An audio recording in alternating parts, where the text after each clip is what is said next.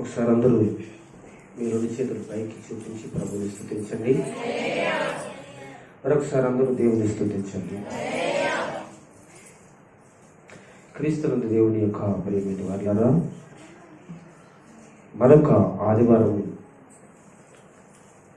ఆయన సన్నిధిలో మనం ఉండటం మనకు ఆశీర్వాదకరమని మీకు తెలియజేస్తున్నాను.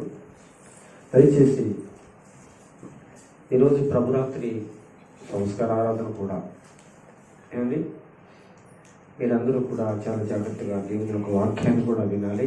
మనకి ప్రభు భోజనం ఎంత ప్రాముఖ్యము, వాక్యం కూడా అంతే ప్రాముఖ్యం. అంటే వాక్యానికి మనం ఎక్కువగా చోటిద్దాం.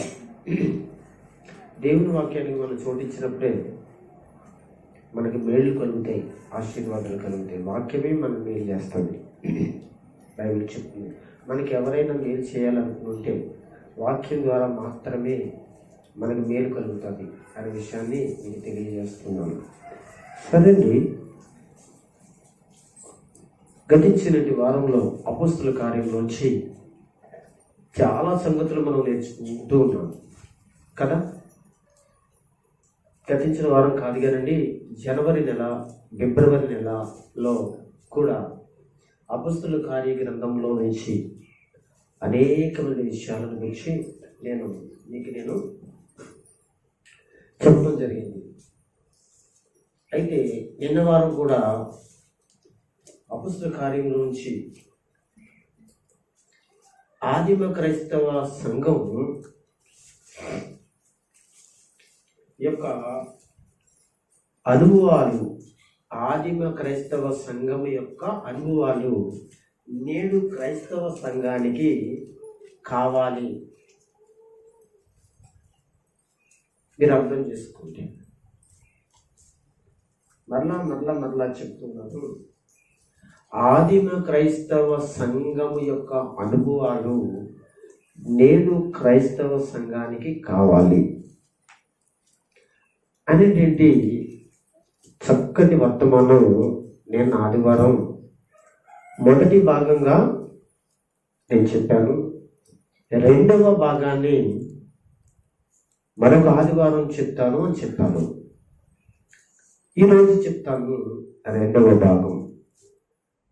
మీరందరూ అపోస్తుల కార్యం తీయండి, మీ దగ్గర తీసుకుని పెట్టండి.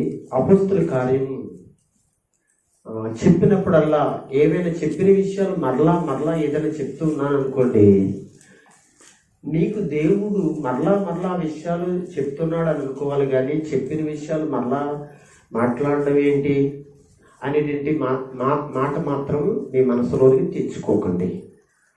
దేవుడు ఒక ఉద్దేశం కలిగి ఉంటాడండి. మాట్లాడిన విషయం మాట్లాడటం జరుగుతుంది. ఎక్కడ దాకా, ఎందుకంటే మనమే మన పిల్లల కోసం అంతకుముందు చెప్పింది మరలా చెప్తూ ఉంటాం కదా. ఎందుకంటే కొన్ని పరిస్థితులలో దేవుడు చెప్పిన విషయాలు మరలా చెప్పడానికి మాట్లాడతాడు. నేను అపోస్తుల కార్యములో 28 అధ్యాయాలు ఉన్నాయని అనేక పర్యాయాలు చెప్తూ వచ్చాను. ఇప్పుడు చెప్తున్నాను.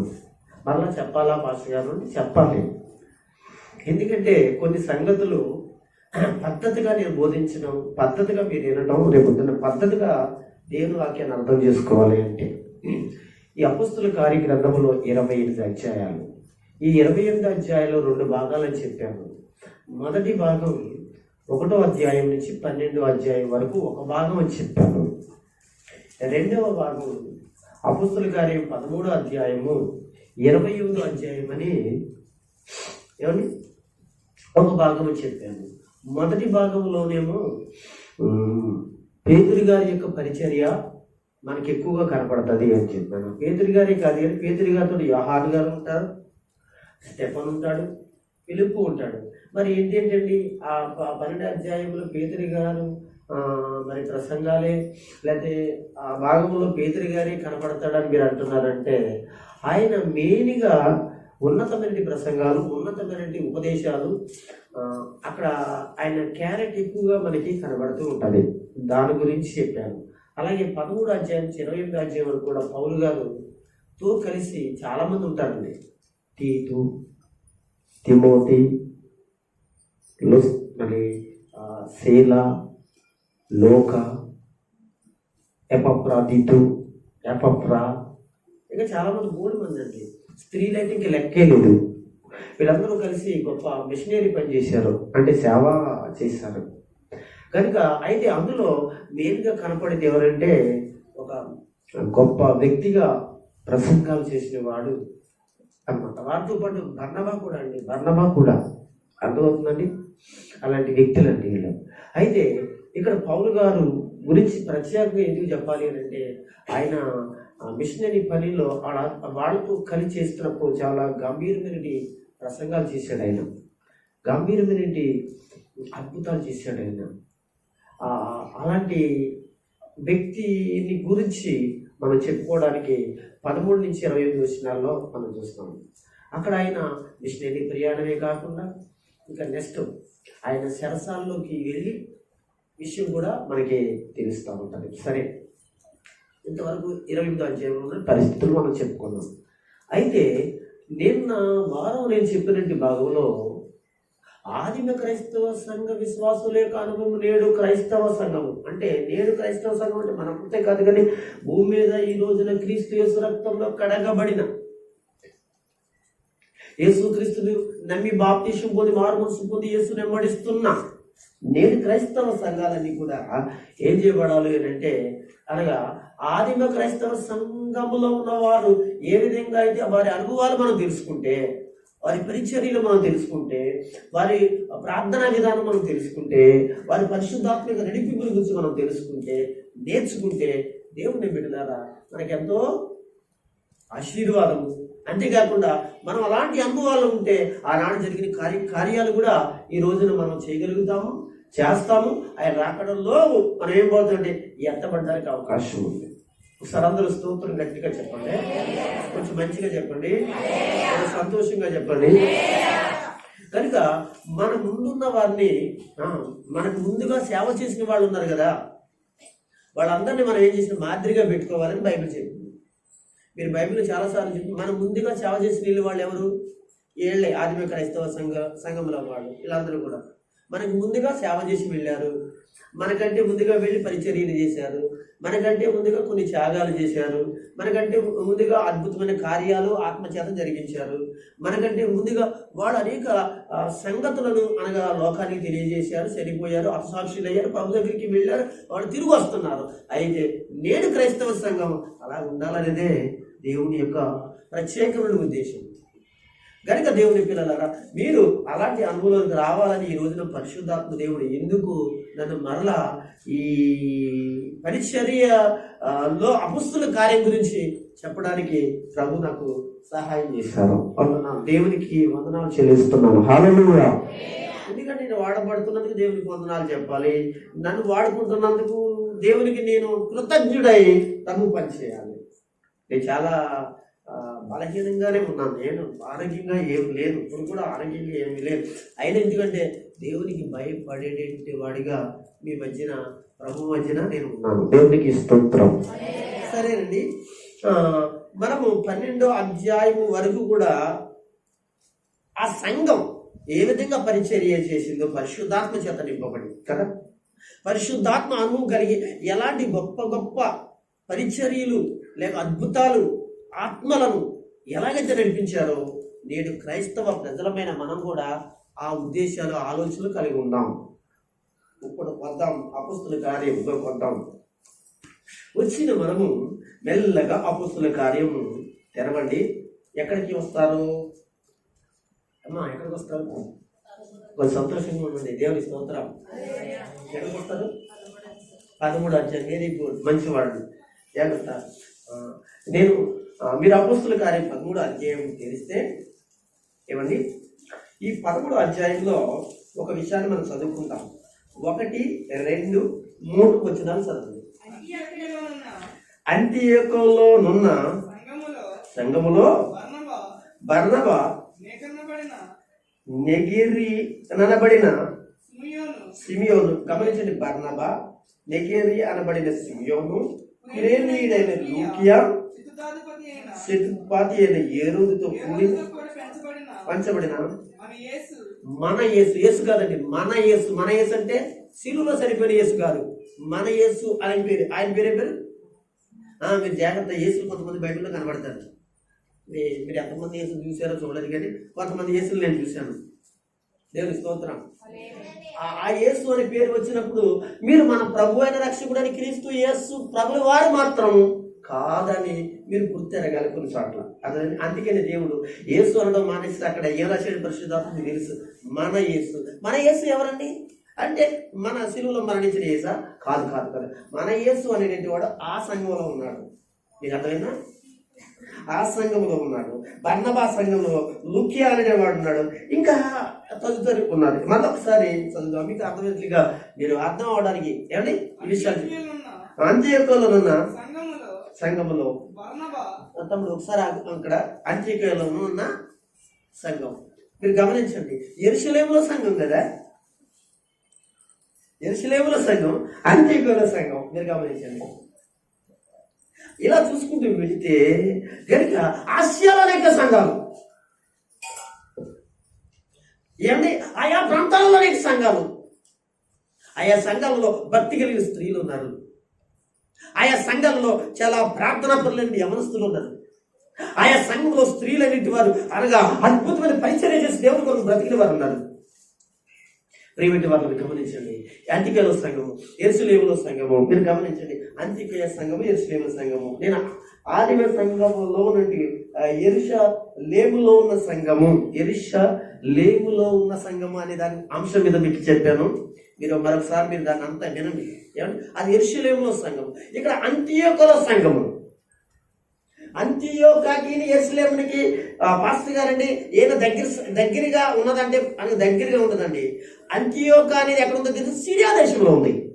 దేవుని స్తోత్రం. ఇదంతా నేను ఎంత పఠించి లేక చదివి ఆ విషయాలను మీకు చెప్తున్నాను. మీరు కొంచెం ఆలోచించండి. నాకు డిస్టర్బ్ చేయొద్దు, పిల్లలు కూడా నాకు డిస్టర్బ్ చేయొద్దు. ఎందుకంటే నేను చెప్పాలనుకున్న విషయాలు కొన్ని విషయాలు కంటిన్యూ ముందుకు వెళ్ళిపోయే అవకాశం ఉంటుంది, మర్చిపోయే అవకాశాలు ఉంటుంది. ఎందుకంటే నేను కూడా యేసు ప్రభువు లాంటి వాడిని కాదు కదా, అంటే అంత పరిపూర్ణుడు కాదు కదా జ్ఞాపకం ఉండడానికి. ఏమండి అయితే నేను ఇప్పుడు ఏ విషయం చెప్తున్నాను అంటే దేవుని బిడ్డలారా, ఇక్కడ ఈ యొక్క అంత్యోక్యలో ఉన్న సంఘం అంటే ఎందుకు ఎక్కడుంది అంటే అనగా సిరియాలో ఉంది. మీకు అర్థమైందా? సిరియాకును అనగా యెరూషలేము అనేది ఎక్కడుందో, యెరూషలేము ఎక్కడుందంటే ఇజ్రాయేల్ దేశంలో ఉంది. ఇజ్రాయేలీ దేశం. ఆ ఇజ్రాయేలీ దేశమే ఏమైందో రెండుగా మారిపోయింది. ఒకటి ఇజ్రాయేల్ దేశంగా మరి అనగా రెండు చూస్తే యూదా దేశంగా మారిపోయింది. ఇప్పుడు యూదా అనేది ఎక్కడ ఉందంటే గమనించండి, యెరూషలేము ఎక్కడ ఉంది అని అంటే యూదా దేశంలో ఉందండి. యూదా దేశంలో నుంచి ఏమండి గలీల దేశంలో నుంచి ఇంకా సమరయ దేశంలో నుంచి ఇలా మనం చెప్పుకుంటూ వెళితే ఈ దేశాలన్నీ దాటిన తర్వాతే సిరియా అనేటువంటి దేశం మనకు కనబడుతుంది. అక్కడ కట్టబడింది ఏంటో తెలిసిన చెప్పండి, అంత్యోక్యలో సంఘం. అది క్రైస్తవ సంఘం. మీకు ఒక విషయం చెప్పనా, మంచి విషయం చెప్పనా? మనందరినీ ఏమని పిలుస్తారు? అందరినీ ఏమని పిలుస్తారు అని అంటే మీరు అనొచ్చు, విశ్వాసులని పిలుస్తారండి, పరిశుద్ధులని పిలుస్తారండి, పవిత్రులని పిలుస్తారండి, ఇలా చెప్తారు. ఏమండి అయితే క్రైస్తవులని కూడా పిలుస్తారు కదా. ఈ క్రైస్తవులు అనే మాట, ఆ క్రైస్తవులు అనే ఆ యొక్క మాట అనే విషయం మొట్టమొదటిగా వీళ్ళ క్రైస్తవులు, యేసుప్రభుని నమ్మిన వ్యక్తులందరూ కూడా, యేసుప్రభుని అంగీకరిస్తున్నటువంటి వారందరూ కూడా, యేసుప్రభుని బాప్తిసం పొంది యేసుక్రీస్తులో నడుస్తున్న వీళ్ళందరూ కూడా క్రైస్తవులు అని మొట్టమొదటిగా చెప్పబడిన ప్లేసు లేక మొట్టమొదటిది ఎక్కడంటే ఈ అంత్యోక్య సంఘములో వారిని అందరినీ కలిసి ఆ యొక్క అంత్యోక్యలో ఉన్నట్టు వారందరూ కూడా ఏమన్నారు? వీళ్ళని వీళ్ళు క్రైస్తవులు అనే మాట వాడబడింది. దేవునికి స్తోత్రం. అప్పటి నుంచే లోకమంతరికి కూడా ఏమన్నారు? యేసుప్రభుని నమ్మిన వాళ్ళని క్రైస్తవులు అనే మాట వచ్చింది. ఓకే, మంచిదండి. ఇక్కడ అంత్యోక్యలో నుండి సంఘంలో బర్నబా, చదువునానా, నెగిరు అనబడిన సిమియోను, చూడండి మీరు జాగ్రత్తగా గమనించాలి, కురేనీయుడైన లూకియా, చతుర్దాధిపతి అయిన హేరోదుతో కూడిన పెంచబడిన చతుర్థాధిపతి అని ఏ రోజుతో కూడా పెంచబడిన ఒకడున్నాడు పెంచబడిన వాడు ఒకడున్నాడు. అతని పేరు మన యేసు. ఎవరంటే సౌలు. ఒకసారి అందరూ స్తోత్రం చెప్పండి. అదే మీకు చెప్పాను ఇందాక, అనగా పౌలే సౌలు, సౌలే పౌలు. ఈ సౌలు అనేటువంటి వాడు పూర్వపు పేరు. అతను ఏ వంశస్థుడు, ఏ గోత్రస్థుడు, ఏ ప్రాంత వ్యక్తి, ఏ ఊరువాడు, అతను ఎవరి జాతి అనేది విషయాలు ఇప్పుడు నేను చెప్పడానికి కుదరదు. కానీ ఇక్కడ సౌలు అనేవాడు పౌలుగా మార్చబడ్డాడు. అయితే ఇతను కూడా ఎక్కడ ఉన్నాడంటే అంత్యోకియ లోకనంటే సంఘం. అంత్యోకియ అంటే ఒక పెద్ద పట్టణం అండి అది. ఆ పట్టణము పేరు లేదా ఆ ఊరి పేరు అక్కడ అంత్యోకియ అంటారండి దాన్ని. ఆ అంత్యోకియ మన సరిపిల్ల, భీమవరం, గుడుము, ఏలూరు అని మనం ఎలా పిలుచుకుంటున్నాం మన ఊళ్ళ గురించి. అంత్యోకియ అంటే పట్టణం అండి. ఆ పట్టణంలో ఎవరున్నారు అంటే దేవుని పిల్లలుగా అక్కడ సంఘం ఉంది.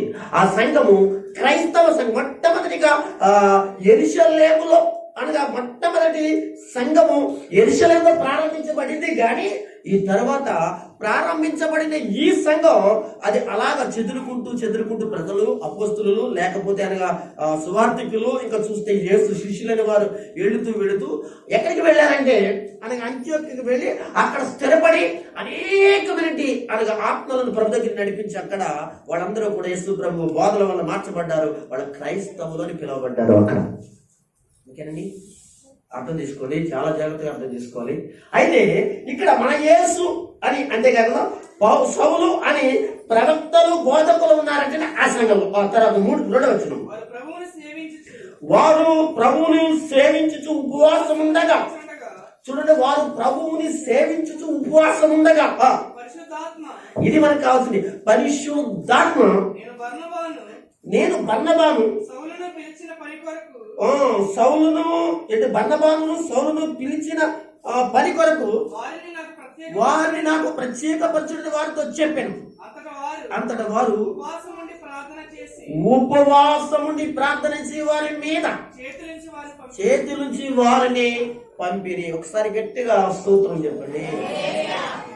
మీకు బాగా అర్థం అవడానికి పదే మీ మనసులో నాటబడడానికి గురించి నేను మాట్లాడే మాట ఏంటంటే, ఆదిమ క్రైస్తవ సంఘ అనుభవాలు నేడు క్రైస్తవ సంఘానికి కావాలి అంటే ఇక్కడ వీళ్ళు ఏం చేస్తున్నారంటే సౌలు బర్నబా లేక బర్నబా సౌలు అంటే ఈ సౌలే పౌలుగా తర్వాత మార్చబడ్డాడు, పేరు మార్చుకున్నాడు.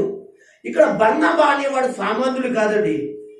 ఆయన గురించి ఎంత చెప్పినా గొప్ప అద్భుతమైన విషయాలు ఉన్నాయండి. అలాంటి వ్యక్తి ఆయనలో ఉన్న ప్రేమ, జాలి, ఆదరణ, అభిమానము కూడా కాదండి. అసలు బర్నబా అంటే అర్థం ఏంటో తెలుసండి? మీరు ఎప్పుడైనా విన్నారా? బర్నబా అంటే ఏంటి తెలుసండి? అందుకే కోసం దేవుడు బర్నబా అని అతను పేరు పెట్టాడంటే అంటే కడుపులోంచి పేరు పెట్టబడిందంటే అతనికి అంటే ఆదరణ పుత్రుడు అంటండి. ఎవరైనా అర్థం ఏంటండి? ఆదరణ పుత్రుడు. ఎవరైనా అంటే అసలు ఎవరు వచ్చినా ఆదరిస్తాడట, ఎలాంటి వాళ్ళు వచ్చినా ఆదరిస్తాడట. అబ్బా పడిపోయి తూలిపోయి నడిపోయాక రకరకాల నలిగిపోయే వాడిని కూడా దేవుని యొక్క యేసుక్రీస్తు వారి యొక్క మాటల చేత ఆదరించడే మంచి మనసు కలిగిన వాడండి. ఎవరండి? ఈ బర్నబాను ఏమండి పౌలను దేవుని పని కొరకు, సేవ కొరకు ఏర్పాటు చేయమని ఎవరు చెప్తున్నారండి?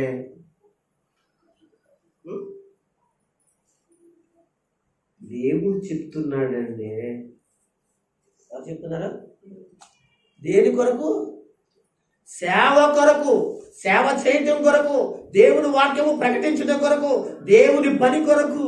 అనగా వారిని ఆ పనికి నిర్ణయించి, వారిని సిద్ధపరిచి, వారి కొరకు ప్రార్థించి, అభిషేకించి, వారిని పని కొరకు పంపించండి అని ఎవరు చెప్తున్నారో ఇప్పుడని చెప్తారా? ఎవరు చెప్తున్నారు? మీరు ఆ సమాధానం చెప్పకపోతే నేను చెప్పిన ప్రతి వాక్యం వేస్తేనండి. మీరు ఎప్పుడున్నారో లేదో మరి నాకు ఆ సమాధానం అదే కదా. నేను ఏదో మీకు విరోధమైన విషయాలు మాట్లాడుతున్నట్టు బిగుసిపోయి నాకు మా సమాధానం చెప్పట్లేదండి. అంతే కదా, నువ్వు చెప్పాలన్నట్టుగా లేదు. కొంచెం ఫ్రీగా ఉండండి. నిజంగా ఒక 10 మంది పాస్తో కూర్చొని నేను కూర్చున్నాను అనుకోండి, మాట డిస్కషన్ చేస్తాను అనుకోండి, అసలు ముందెందులో నేనే ఉంటాను డిస్కషన్లో, చెప్పడానికి కానీ మాట్లాడడానికి కానీ. ఏదో తెలుసా, తెలుసుకోవాలని ఆతృత. దేవుడికి స్తోత్రం. ఏదో చెప్పడానికి గురించి కాదు, తెలుసుకోవాలి, ఇంకా తెలుసుకోవాలని ఉద్దేశం. దేవుడికి స్తోత్రం కలుగును గాక. ఒకసారి అందరూ స్తోత్రం చెప్పండి. దేవుడు ఏర్పాటు చేసుకుంటున్నాడు అంటే, సేవ చేయాలి అంటే దేవుడు ఏర్పాటు చేయాలి. కానీ నువ్వు అనుకుని దేవుడు నన్ను ఏర్పాటు చేశాడా, నన్ను ఏర్పరచుకున్నాడా, నన్ను ఏర్పాటు చేసుకోవడానికి ఇదా అదా కథలో చెప్పకూడదు. అర్థమైందండి? ఏర్పాటు చేసుకోవాలి. దేవుడు పిలవాలి. ఏమంటే ఎంతమంది ఈ రోజునండి దేవుడు పని చేస్తారంటే పరుగులు ఎత్తుకుంటూ రోడ్లను కూడా మంది ఉన్నారు. ఎంతమంది దేవుడు ఏర్పాటు చేసాడండి. వాళ్ళకి దేవుడి కొరకు పిలుచుకున్నాను చెప్పమని గుండెల మీద చేసి చెప్పమనండి. నేను చెప్తా, దేవుడు నన్ను పిలిచాడు, ఎలా పిలిచాడు, ఎందుకు పిలిచాడు చెప్తాను. నిలబడి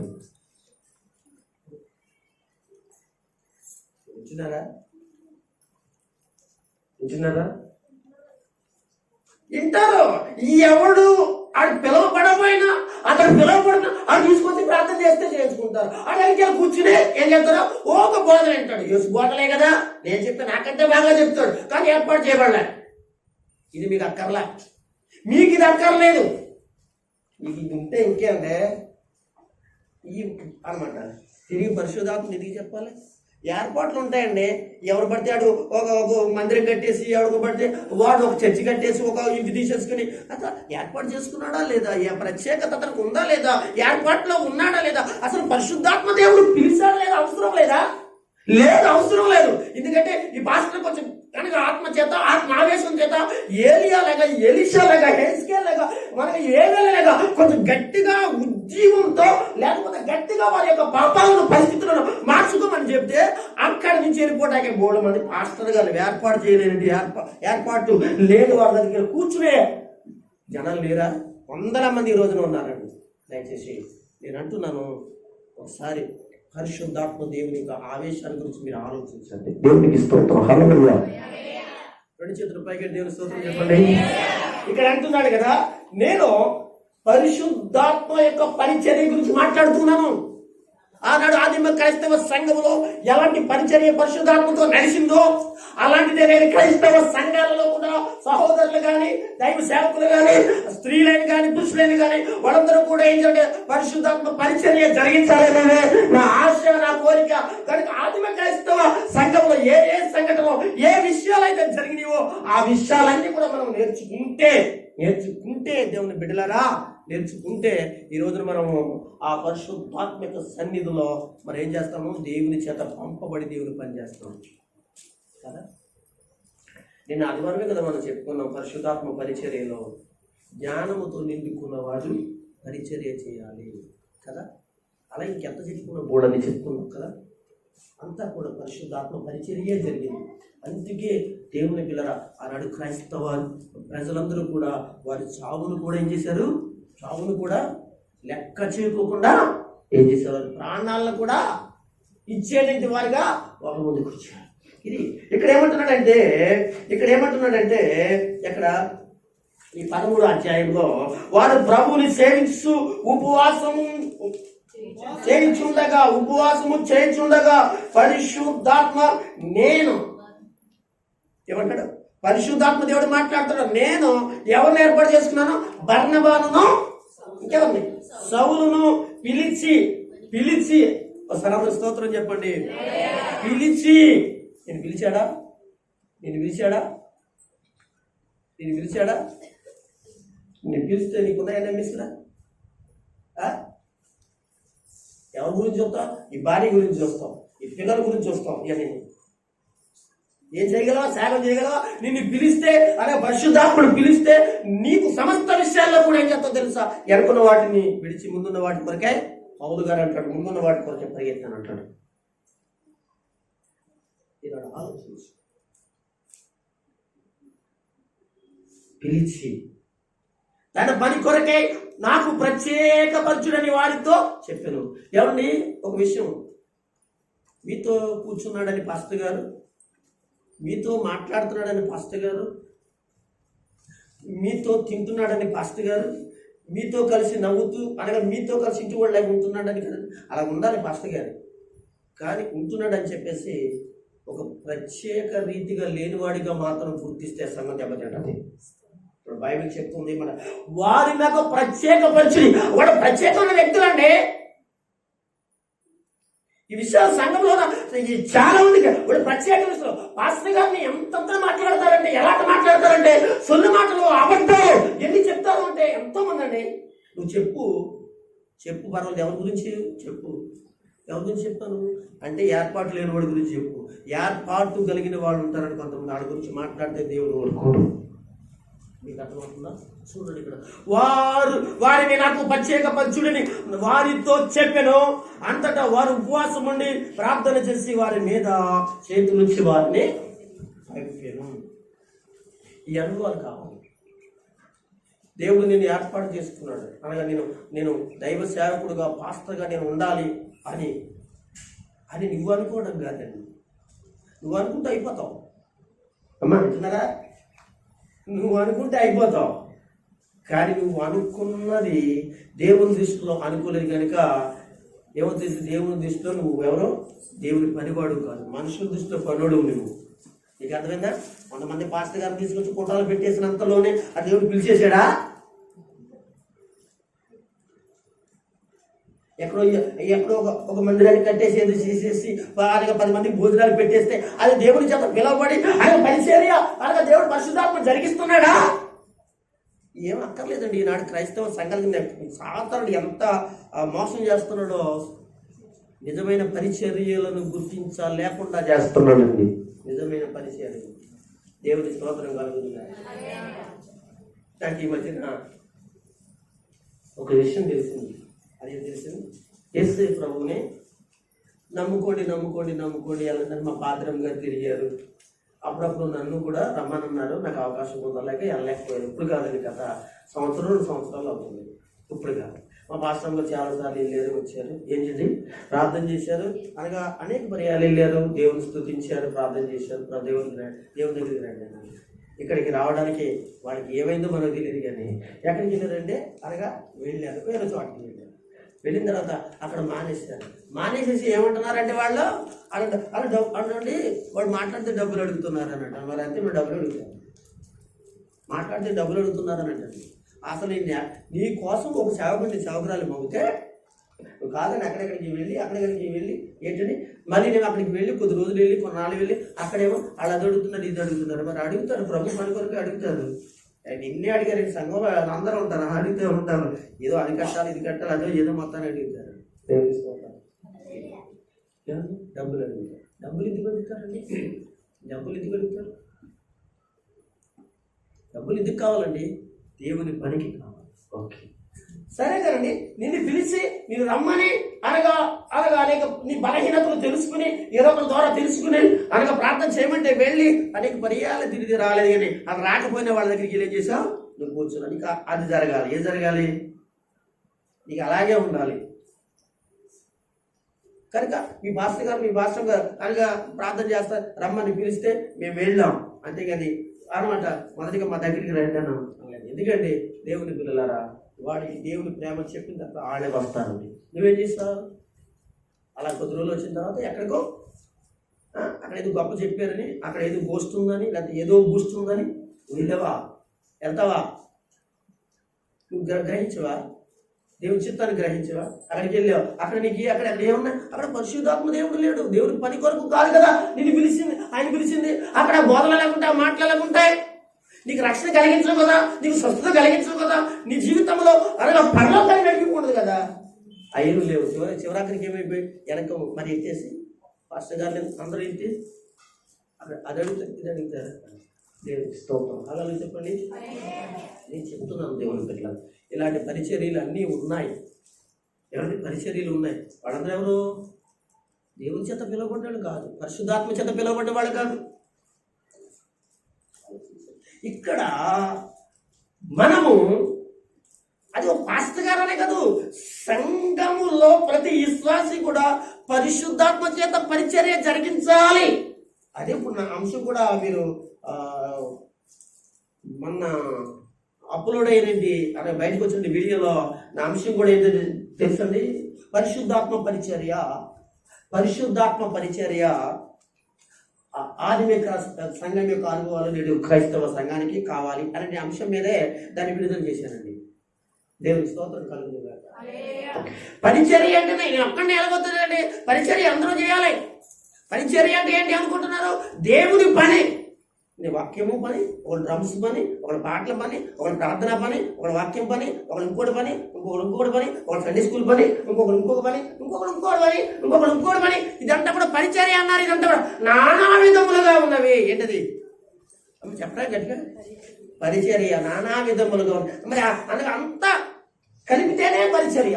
నేను వాక్యం చెప్పి, మీరు పాటలు పాడి, మీరు ప్రార్థన చేసి, మరొకరు ఏదో చేసి, మీరందరూ కలిసి, మీరందరూ పొద్దున్నే వచ్చి అనగా అన్ని రెడీ చేసి అన్ని చేస్తే డ్రమ్ములు కొట్టడం, కాంగోలు కొట్టడం పరిచర్య కాదు.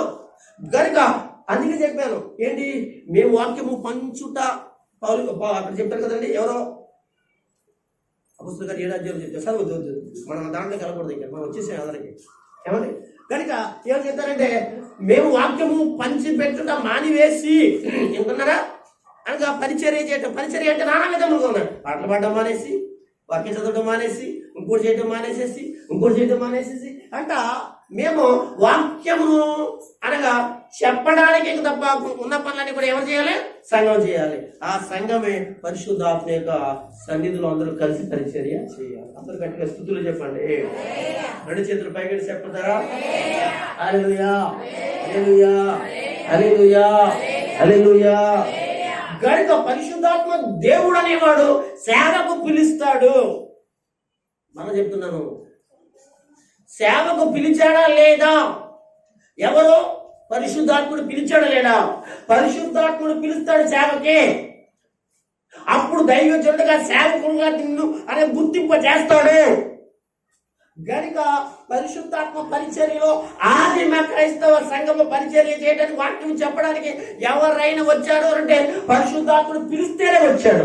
ఇప్పుడు ఈనాడు క్రైస్తవ సంఘాలలో కానీ సహోదరులు కానీ అనగా పరిశుద్ధాత్ముడు పిలవకపోయినా ఏదో 1 నెల 2 నెలలు ట్రైనింగ్ చేసి, ఏమండి ఏదో పాస్టర్ గారు కూడా తిరిగి నేర్చుకుని, ఏమాట నేను పాస్టర్ గారు చెప్పు వాక్యం నేర్చుకుని, మన పిల్లల్ని చెప్తాను 3 సార్లు వాక్యం నేర్చుకుని 9 చెప్పండి అంటాను. అర్థమైందా? మీలో కూడా చాలా మంది వాక్యం బాగా నేర్చుకుని బాగా చదవండి, నేర్చుకుని 10 మందికి చెప్పండి. కానీ అలా లేదే, అలా కాదే. ఏంటంటే నేను పాస్టర్ అని చెప్పుకుంటున్నావు నువ్వు, ఏంటే పాస్టర్ అని చెప్పుకుంటున్నావు నువ్వు. అసలు నేను పాస్టర్ అని చెప్పుకోవడానికి నీ పరిశుద్ధాత్ముడు పిలిచాడా?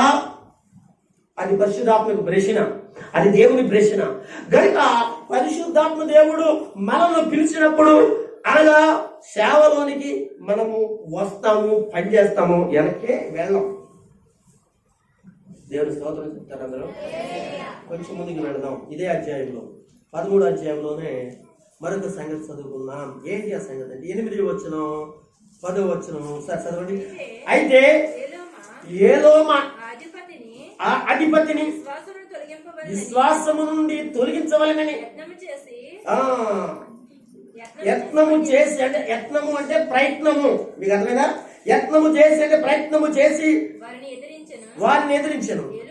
ఎలుమా అని పేరునకు గారిడి వాడని అర్థము. ఎలుమా అనగా అనే పేరుకు అర్థం ఏంటంటే గారిడి వాడని అర్థము. అందుకు పౌలు అనబడిన సౌలు పరిశుద్ధాత్మను నిండిన వాడై ఆవుదాం. హల్లెలూయా. పరిశుద్ధాత్మ దేవుడు పిలిచినప్పుడు, పరిశుద్ధాత్ముడు ఉన్నప్పుడు ఏమంటే ఇప్పుడు ఏం చేశారంటే దేవుని పనికి బయలుదేరారండి. ఎవరో బర్నబా, సౌలు బయలుదేరారు. ఇది మొదటి ప్రయాణం అండి. ఇది మొదటి ప్రయాణం. ఈ మొదటి ప్రయాణం ఎక్కడ స్టార్ట్ అవుతుందో చెప్పమంటారా? ఎక్కడ ప్రయాణం అవుతుందో చెప్పమంటారా? 13వ అధ్యాయం మొదలుకొని 13వ అధ్యాయం 4వ వచనం మొదలుకొని 14వ అధ్యాయం 26వ వచనం వరకు కూడా పౌలు గారు మొదటి ప్రయాణం. ఓకేనా?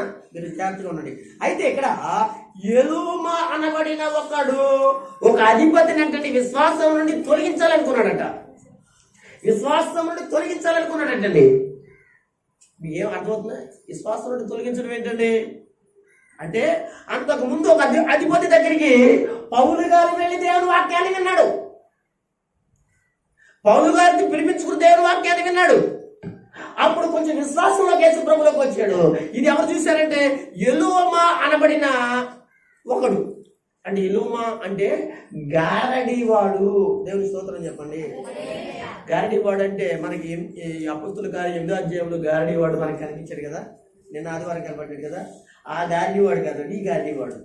ఈ గారడీవాడు వేరు, ఆ గారడీవాడు వేరు, ఒకడనుకోకుండా మరలనే. అయితే ఈడు గారడీలు చేస్తున్నాడు, అద్భుతాలు చేస్తున్నాడు. అద్భుతాలు అంటే ఏంటది? గారడీలు అంటే అద్భుతాలు కాదు.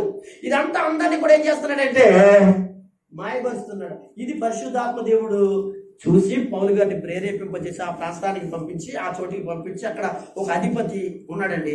అతనికి దేవుని వాక్యాన్ని చెప్పగానే అతను మార్చబడగానే యేసు ప్రభు మీద ఏం కలిగిందండి? విశ్వాసం కలిగింది. విశ్వాసం కలగగానే ఒక మాట చెప్తున్నాను మీకు. ఇప్పుడు ఎలువమా అనబడి గారడీగడ ఏం చేసాడో తెలుసండి, ఈ అధిపతి దగ్గరకు వచ్చి అతను మనసు మార్చేస్తున్నాడు. ఎందుకంటే ఈ గారడీవాడు ఆ అధిపతి దగ్గర డబ్బులు తినే అలవాటు ఎక్కువైపోయిందండి. గారడీలు ఎందుకు చేస్తున్నాడు? బాగా డబ్బు వస్తుంది అతని దగ్గర. కానీ ఏదో మాయ చేసి గారడీలు చేసి డబ్బు దొరుకుతుంది మొదలెట్టాడు. ఇప్పుడు నిజమైన సేవకుడే వచ్చాడు కదా. నిజమైన సేవకుడు వచ్చి అక్కడ ఏం చేశాడంటే, అక్కడ చేస్తున్న పరిస్థితిని చూసి, అక్కడ జరిగిన విషయం ఏంటి తెలుసా, అతని యొక్క పరిస్థితిని మారిపోయినట్లుగా మనం చూస్తాం. పైన 4వ వచనం నుంచి ఒకసారి చదివేసుకుందామా? కాబట్టి వీరు పరిశుద్ధాత్మ చేత నిండి వారే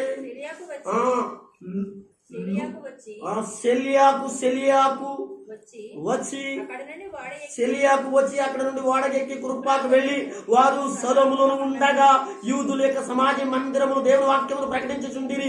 యోహాను వారికి ఉపచారము చేయవాడి ఉండును. వారు ఆ దీపం అంతటా మీరు మర్చిపోకండి సంచరించి పాపు ఆయన ఊరికి వచ్చినప్పుడు అక్కడ ఎవరున్నారు? గారడీ వాడు అబద్ధ ప్రవక్త బరి యేసు. యేసు అంటే యేసు కాదండి, ఇక్కడ యేసు చెప్పి మన యేసు బరి యేసు. దేవుని స్తోత్రం చెప్పండి. ఇప్పుడు కూడా యేసే, అతను కూడా యేసే. అతనేం మన యేసు, ఇక్కడేమెవరో ఇక్కడ బర్ర యేసు అని ఒకడు యూదుని చూచి ఇతడు వివేకము గలవాడండి సెర్గే పౌలు అని అధిపతి దగ్గర ఉండెను. ఈ అధిపతి పేరేం పేరంటే పౌలు కదా. పౌలు ఇక్కడి నుంచి కోసం పేరు మార్చుకుని ఉంటాడండి. ఎవరో సౌలు గారు ఇక్కడి నుంచి పేరు మార్చుకుని ఉంటాడు. కానీ సౌలు పౌలుగా మార్చుకోండి. ఈ అధిపతి పేరు ఏంటంటే చాలా డబ్బు కలిగిన వాడు, ఆస్తి కలిగిన వాడు. ఇతని దగ్గర ఏదో గారడీలు చేసి ఏం చేస్తాడు? బాగా సంపాదిస్తున్నాడు. గారడీలు ఇప్పుడు ఏమైపోయిందంటే ఆ అబద్ధ ప్రవక్తను చూశాడు. ఎవరండి? ఇతడు వివేకము గలవాడును సెర్గి పౌలు అనబడింది అధిపతి దగ్గరికి వద్ద ఉండేను. వింటున్నారా? అతని వద్ద ఉండేను అంటే ఇంకా అక్కడే ఇచ్చాడు మతం. బాగా వస్తుంది డబ్బు, అధిపతి, మంచి ఆస్తులు ఉన్నాయి, భూములు ఉన్నాయి, అధికారం ఉంది. అతని ద్వారా ఎంతో డబ్బు వస్తుంది. కానీ ఇతడు గాలి కూడా అక్కడే ఉండి ఏం చేస్తాడు? శుభ్రంగా మేసేస్తున్నాడు. ఇతడు అప్పుడు ఏం జరిగింది? అతడు బర్నబాను సౌలును పిలిచి, ఎవరు? ఈ యొక్క సెర్గే పౌలు అనేటువంటి వాడు, ఈ అధిపతి అనేవాడు ఏం చేశాడో తెలుసా? ఆనాట ఎవరు? బర్నబా గురించి, సౌలు గురించి విన్నాడు. పరిశుద్ధాత్మ కార్యాలు విన్నాడు, వాక్యాలు విన్నాడు, ఆ మాటలు విన్నాడు, అద్భుతాలు విన్నాడు. వెంటనే అతను పిలిపించాలనుకున్నాడండి. ఒకసారి దేవుని స్తోత్రం చెప్పండి. అతన్ని పిలిపించాలని అడిగి ఇతడు గుండెలో రాయడిపోయింది. ఎవరి గుండెలో? గారడీ వాడి గుండెలో రాయడిపోయింది. ఏమండి? పిలవనంపించి కదా, చదువుదాం పిలవనంపించాడు. పిలవనంపించిన తర్వాత అతను వచ్చి దేవుని వాక్యమును వినగోరెను. అయితే ఎలువమా ఆ అధిపతిని ఏం చేయాలనుకున్నాడంటే విశ్వాసం నుండి తొలగించవాలని ప్రయత్నము చేసి వారిని ఎదిరించాడంటే. ఎవరిని ఎదిరించాడంటే? దైవజనుడైన పౌలు గారిని, దైవజనుడైన బర్నబాను ఏం చేశారు? ఎదిరించాడు. అసలు ఇది ఎవరు? నిజమైన సేవకులు, నిజమైన దేవుని సేవకులు. ఏమన్నా ఎదిరిస్తున్నాడు. ఎదిరించగానే పౌలు గారు అప్పుడు ఏం చేశాడో తెలుసా? ఆ వాక్యంలో రాయబడిన మాట ఏంటో తెలుసా? ఎదిరించిన తర్వాత ఏలేమో అని పేరునకు గారడీ అనే వాడు అని అర్థము. అందుకు పౌలు అనబడిన సౌలు పరిశుద్ధాత్మతో నిండినవాడు. దేవునికి స్తోత్రం.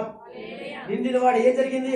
అతను తేరి చూసి సమస్త కపటముతోను సమస్త దుర్మార్గముతో నిండి వాడా, అపవాది కుమారుడా, సమస్త నీతికి విరోధి, నీవు ప్రభు యొక్క తిన్నని మార్గమును చెడగొట్టుట మానవా. ఇదిగో ప్రభు తన చేయ నీ మీద ఎత్తి ఉన్నాడు. నీవు కొంతకాలం గుడ్డివాడవే, సూర్యుని చూడక కుందు అని చెప్పాను. వెంటనే మబ్బు చీకటి అతని కమ్మెను. కనుక అతడు తిరుగుచు ఎవరైనా చెయ్య పట్టుకుని నడిపిస్తారా అని ఎదుగుచుండేను. చూసారా, ఈ దగ్గర ఉన్నదేమో దెయ్యం శక్తి, పాలుగారి దగ్గర ఉన్నదేమో దేవుని శక్తి. ఎక్కడ కుదురుతుందండి? దెయ్యం శక్తితో అబద్ధాలు చెప్పి బ్రతికేస్తున్నాడు. ఈ తర్వాత దెయ్యం శక్తి అనగా ఇక్కడ పౌలు గారిలో ఉంటే ఆ దేవుని శక్తి ముందు నిలబడలేకపోయింది. అప్పుడు ఏమైందో తెలుసండి? ఓ దుర్మార్గుడా, ఓ దుష్టుడా, ఎంతకాలం మోసం చేస్తావురా? నీవు ఏమవుతావు తెలుసా? నువ్వు అనగా కళ్ళు కనపడకుండా గుడ్డివాడిగా కొంతకాలం ఉంటాడు. వెంటనే అండి, ఇంకా సమయం తీసుకోలే. అందరూ దేవుని స్తోత్రం చెప్పండి. హల్లెలూయా. ఆదిమ క్రైస్తవ సంఘంలో జరిగినట్టు గొప్ప అద్భుతమైన అనుభవాలండి ఈనాడు ఎవరికి కావాలి? నేడు క్రైస్తవ సంఘంలోనికి అవసరం కావాలి. నేను ముందుకు వెళ్ళిపోతానికి చాలా విషయాలు చెప్పాలి కనుక 13వ అధ్యాయంలోనే ఇంకొక విషయాన్ని మనం చదువుకుందాం. 51, 52 కూడా చదువుకుందాం. అర్థం చేసుకోండి. ఒకసారి అనుకోండి, చూసుకొని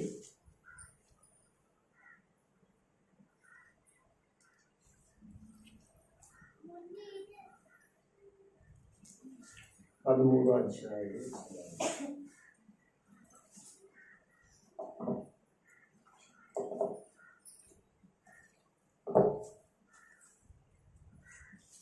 ఎంతసేపు వచ్చిన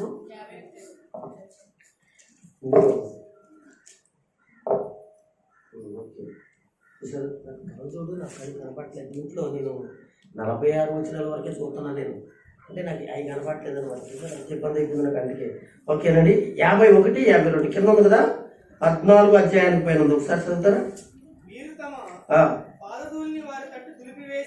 వీరు తమ పాదధూళి వారి తట్టు దులిపివేసి ఇకొనియాకు వచ్చిరి.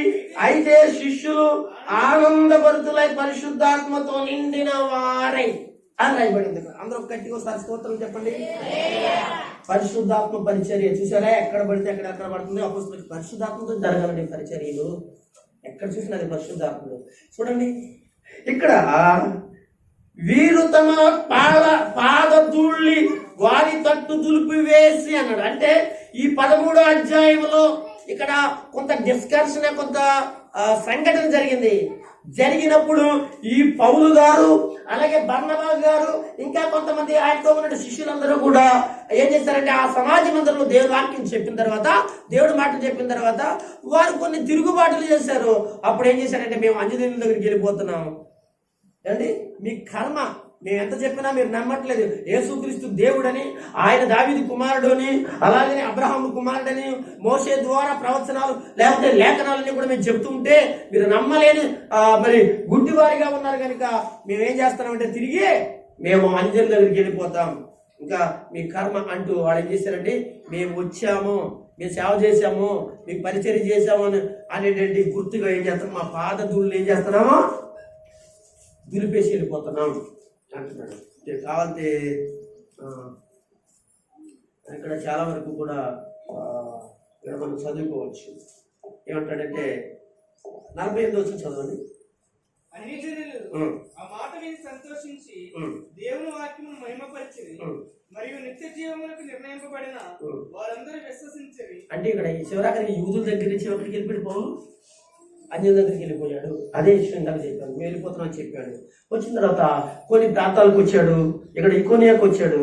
వచ్చిన తర్వాత ఈ సేవంతా ఇలా జరిగింది అనగానే శిష్యుల దగ్గరికి వచ్చాడంటే అక్కడ చాలా మంది ఇంకా ఉన్నారు. యేసు ప్రభు శిష్యులు అంటే వారు చాలా మంది యేసు నమ్మినట్టు వారు ఉన్నారు. వీళ్ళందరూ కూడా ఈ సేవా విషయాలు చెప్పినప్పుడు ఏంటంటే వారిలో ఎవరు వచ్చారంటే పరిశుద్ధాత్మ దేవుడు రాగానే వాళ్ళు ఆనందంతో అత్యానందవర్తులయ్యి. అవును, సంఘం ఈ రోజున ఎలా ఉండాలంటే పరిశుద్ధాత్మ చేత అత్యానంద భరితులు. ఈ లోక సంబంధమైన ఆనందాలు ఉండకూడదు. అలా చెప్తున్నాను. దేవుని పిల్లలు, అనగా దేవుని వాక్యం వినేవారు లోక సంబంధమైన ఆనందాలు మరి సంతోషాలు మనకి తగవండి. దేవునికి సంబంధించింది వరకు, దేవునికి ఇష్టమైనంత వరకు మాత్రము మనం ఆనందించాలి. అది పరిశుద్ధాత్ముడు మనతో కలిసి ఆయన ఆనందిస్తాడు. మీరు మర్చిపోకూడదు. మనం 15 అధ్యాయులకు వెళదాం. 15 అధ్యాయులకు వచ్చేది ఒకసారి తొందరగా. 15 అధ్యాయులకు వచ్చేది. 15 అధ్యాయులు 15 అధ్యాయులు 8వ వచనం కూడా చదువుకున్నాం. 8వ వచనం చదువుకున్నాం. మరియు హృదయములు ఎరిగిన దేవుడు మనకు అనుగ్రహించినట్టుగానే వారికి పరిశుద్ధాత్మను అనుగ్రహించి వారిని గురించి సాక్ష్యం ఇచ్చింది. చూసారండి, మరియు హృదయములు ఎరిగిన దేవుడు మనకు అనుగ్రహించినట్లుగానే వారికి పరిశుద్ధాత్మను అనుగ్రహించి వారిని గూర్చి సాక్ష్యం ఇచ్చాను. ఇక్కడ ఒక డిస్కషన్ కూడా, మరొక డిస్కషన్ ఏం చెప్పమంటారా? కొంతమంది యూదులండి యెరూషలేములో నుండి అంతియోక సంఘంలోకి వచ్చారు. మీరు వినాలి. ఇక్కడ యూదా దేశంలో నుంచి కొంతమంది సేవకులు అండి, వాళ్ళు ఏం చేశారో తెలుసండి, అంతియోకలో ఉన్న సంఘంలోకి వచ్చి వాళ్ళు ఏం చేస్తున్నారంటే యేసు ప్రభు నమ్మి బాప్తిసం పొందిన వాళ్ళందరికీ కూడా సున్నత చేయించాలి అని మాట్లాడుతున్నారండి. సున్నత చేయించాలి అంటే పౌలు గారు, బర్నబా గారు ఎదిరించి ఏమన్నారో తెలుసా?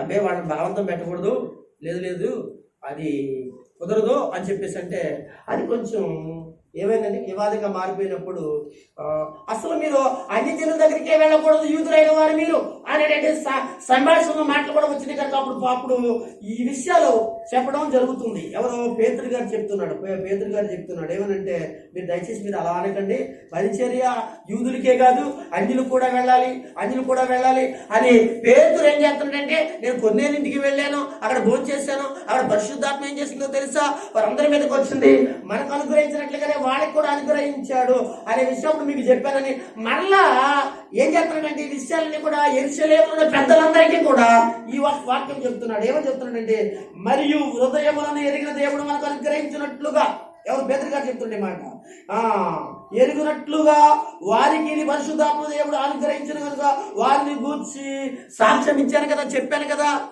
అనే విషయాలు చెప్తున్నాడు. అంటే ఇక్కడ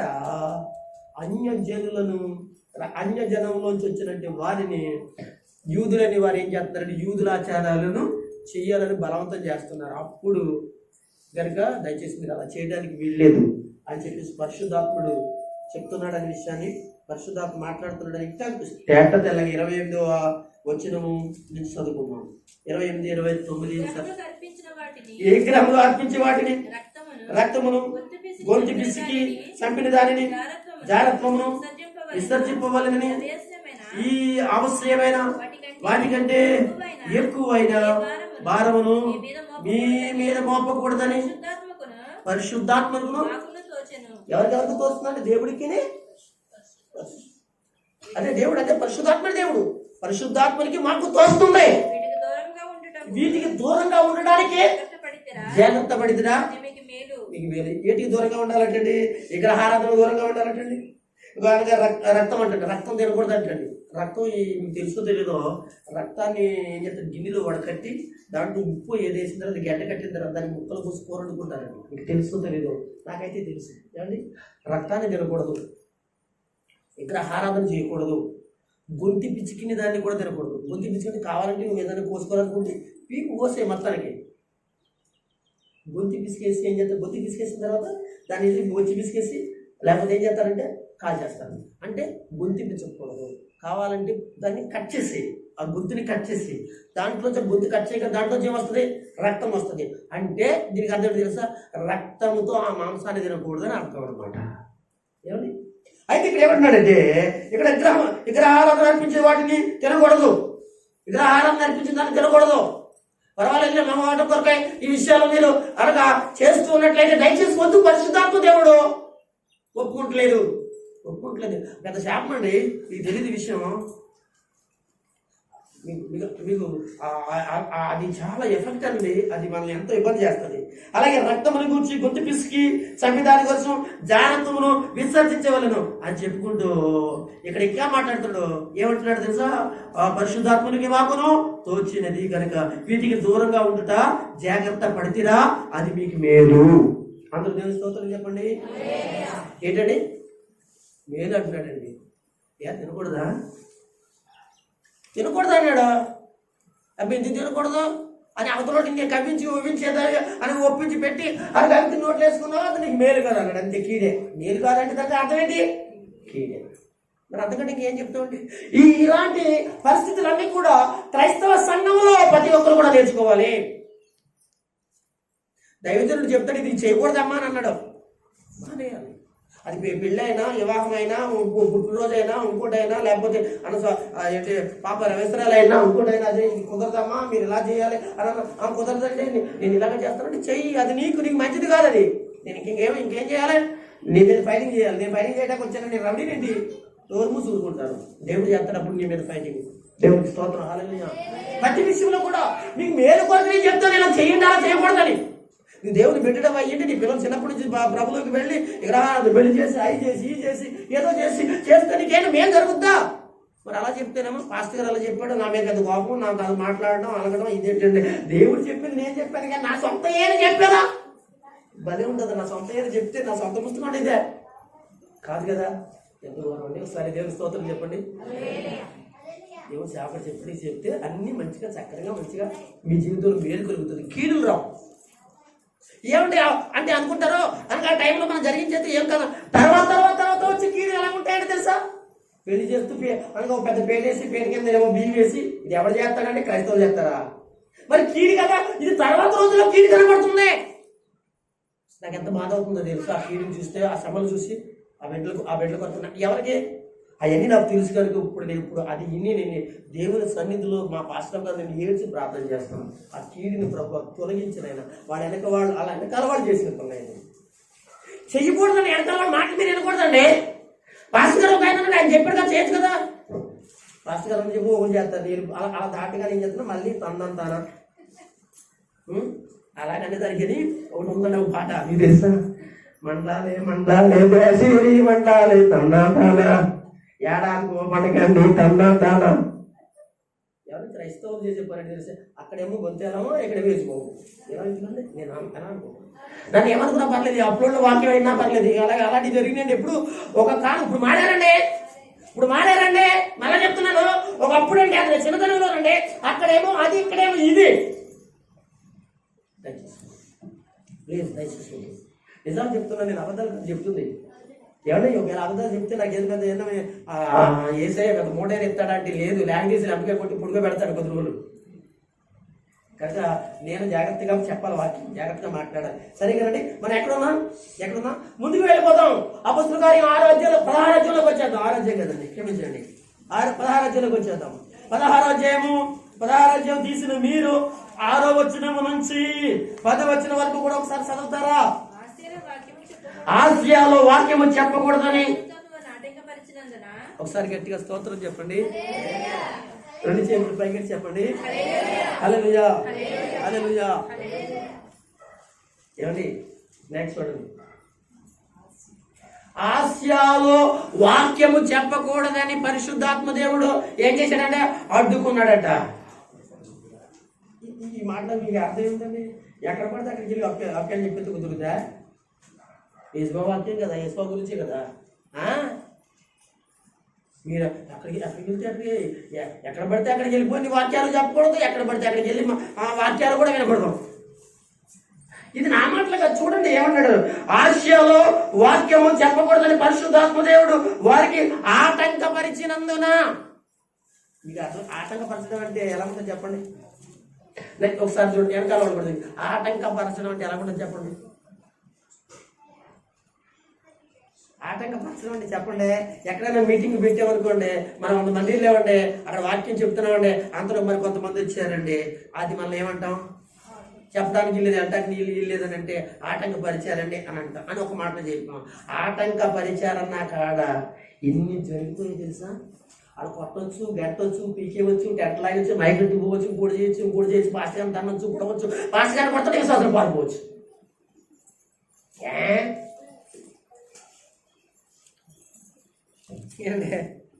దీంట్లో నవ్వుతున్నావు, ఇది నవ్వు. నేను స్తోత్రం చెప్పండి. నేననుకున్నారా? ఆటంకం అంటే ఏంటి? ఆటంకం అని ఒక మాటలో చెప్పేసాం. ఆటంకం అంటే ఏంటంటే మైకి లాగేయచ్చు, టెంట్ లాగేయచ్చు, ఇంకోటి లాగేయచ్చు, ఇంకోటి లాగేయచ్చు, ఇంకోటి చేయొచ్చు. అంతే కదా. ఆటంకం ఇప్పుడు ఎవరైనా ఆటంకం పరిచారంటే ఏ ఆటంకాలు చేశారని అడిగితే అప్పుడు చెప్తావు లేదా? 1, 2, 3, 4, 5 ఎన్ని ఉందని చెప్తావు. ఇక్కడ పరిశుద్ధాత్మ దేవుడు ఆటంకపరిచాడు ఎవరిని అంటే నేను అనుకుంటున్నాను పౌలు గారు నేను వెళ్తాను నా వాక్యం వచ్చు అని ఉంటాడంటారా? బర్నబా నడి వెళ్దాం, తిమోతి వెళ్దాం, రండి రా శిష్యులారా వెళ్దాం అంటే అన్నప్పుడు ఆయన ఆటంకపరిచాడు అని అంటే ఎంత తీవ్రతమైన చర్య తీసుకోవడానికి పరిశుద్ధాత్మ దేవుడు పౌలు గారి మీద తీసుకున్నాడు. అర్థమైందా? ఆటంకపరిచాడంటే ఆటంకపరచడం అంటే ఒక మాటలో చదువుకోవడం కాదు.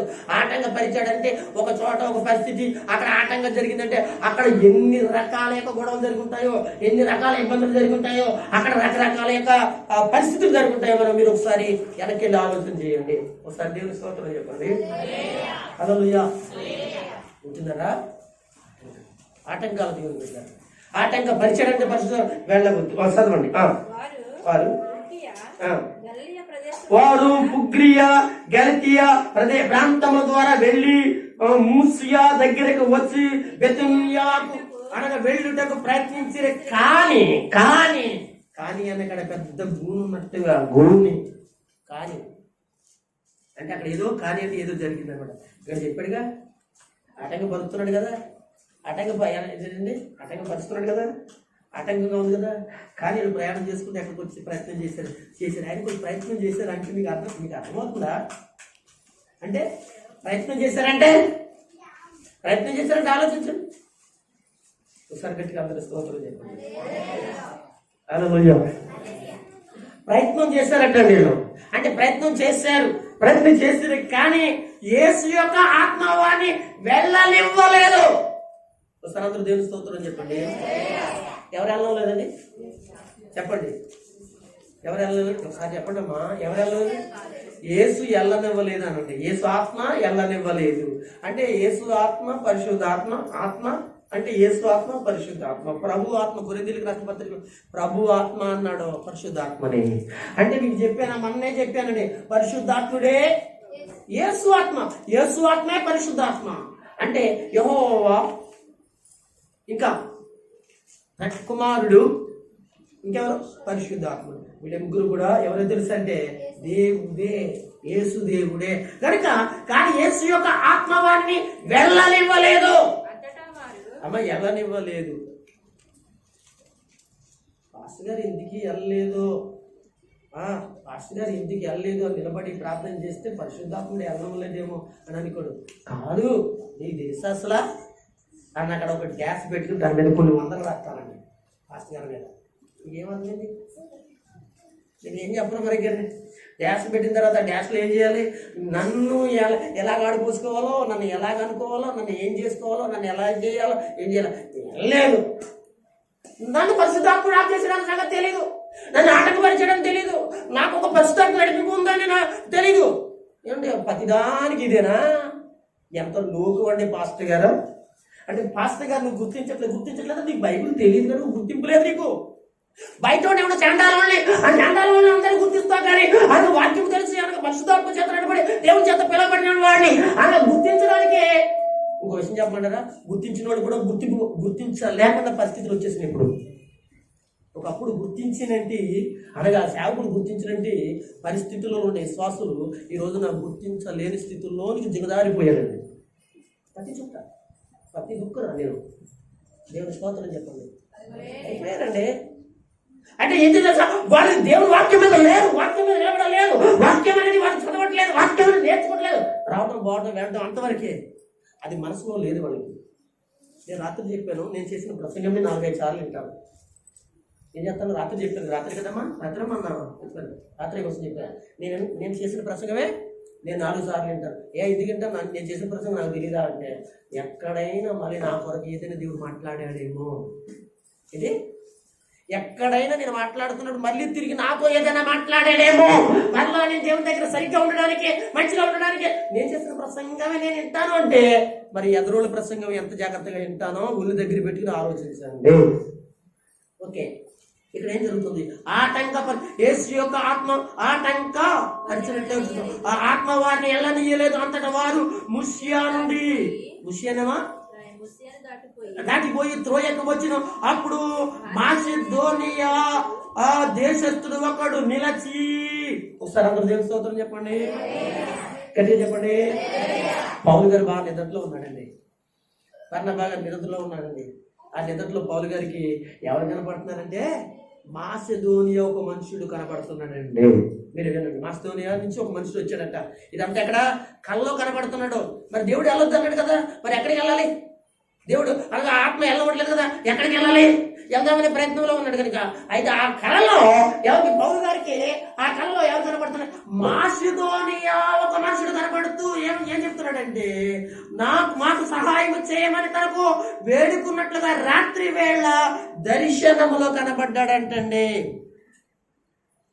ఇప్పుడు ఎక్కడికి వెళ్ళాలి? ఇప్పుడు పౌలు గారు వెళ్తానన్న అక్కడికి మానేసి దేవుడి స్తోత్రం చెప్పండి. ఒక మాట అందరు గట్టిగా చెప్పండి. వెళ్తానన్న అక్కడికి మానేసి దేవుడు వెళ్ళమన్న అక్కడికి వెళ్ళాలా అక్కర్లేదా? అక్కడికి వెళ్ళవు నువ్వు. రక్షించబడి పరిశుద్ధంగా ఈ రోజున రక్షించబడి సంఘాల్లోకి వెళ్ళి వాక్యం వింటున్న వాళ్ళ దగ్గరికి వెళ్తూ ఉంటుంటారు. కరెక్ట్ కదా? ఆలోచించండి అన్నమాట. ఇక్కడ ఏమంటున్నాడు తెలుసా?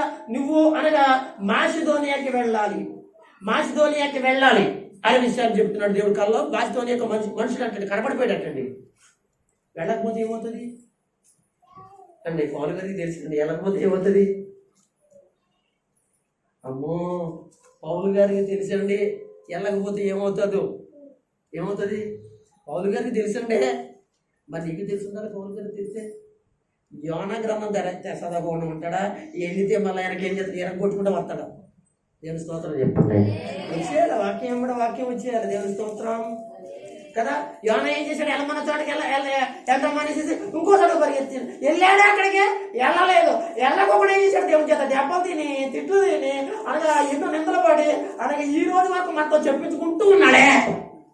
అంత అవసరం అంటారా? దయచేసి ఓ సేవకులారా, దయచేసి వద్దు. ఇక్కడ వాక్యం చెప్తూ ఉన్నది విషయం ఏంటి? ఏం మాట్లాడుతున్నాడు ఇక్కడ? ఎక్కడికి వెళ్ళమన్నాడు? ఎక్కడికి వెళ్తున్నాడు? అంత మస్తు కనిపించాడు కదా. రాత్రి వేళ దర్శనం మీద పౌలుకు కనబడెను.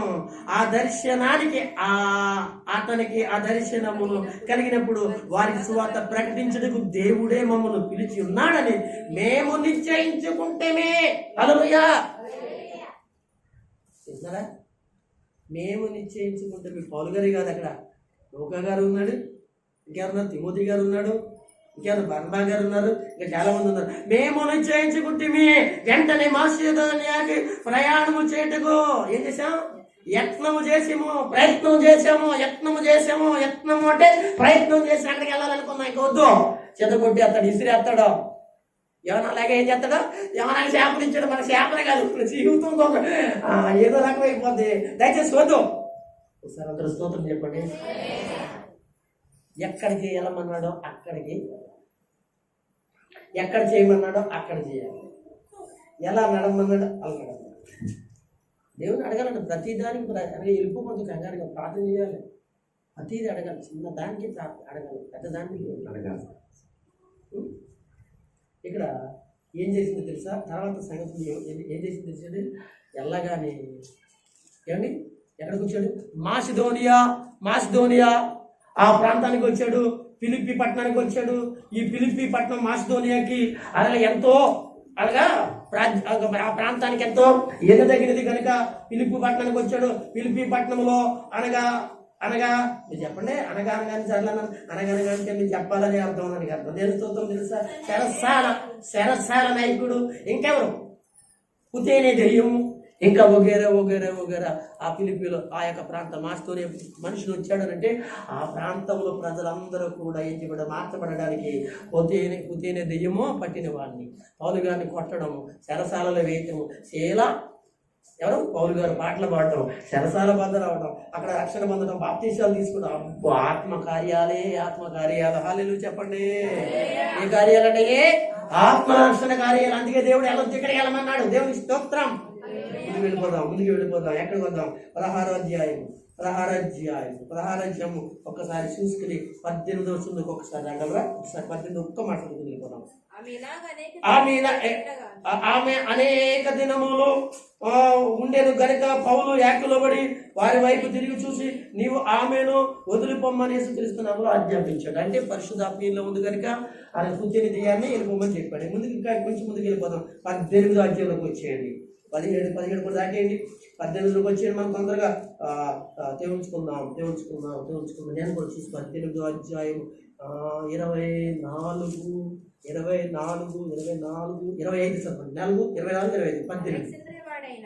అలెగ్జాంద్రియవాడైన అపోలో అని ఒక యూదుడు, చూడండి, అలెగ్జాంద్రియ వాడైన అపోలో అని ఒక యూదుడు ఎఫెసుకి వచ్చెను. అతడు విద్యావంతుడు, లేఖనములను యందు ఏంటంటే ప్రావీణుడయుండెను.